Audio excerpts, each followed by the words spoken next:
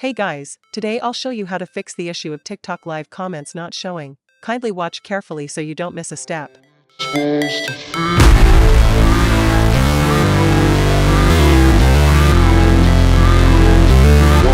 Anytime you notice this issue, kindly use this method I'm about to show you now.